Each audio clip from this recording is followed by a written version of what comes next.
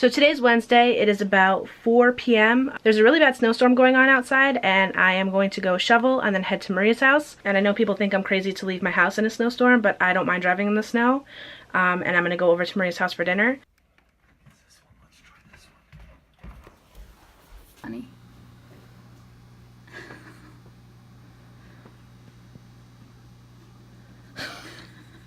It's literally touching her stomach, her chest. That's so funny. She doesn't know what to do. Look at her gullet. Serious. I'm done. It's cold. I don't like this anymore. So while the snow was really pretty yesterday, my entire town actually lost power and a couple surrounding towns. It was a little crazy, and my family has a generator, and like my brother and sister have a generator, but Maria didn't have a generator, and I actually slept over her house.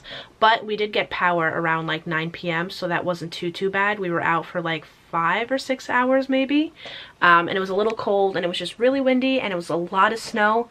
We got over like 2 feet of snow or whatever. It was crazy. But yeah, anyways, that's pretty much it for today. Thank you guys so much for watching. Don't forget to like and subscribe, and I will see you guys tomorrow. I was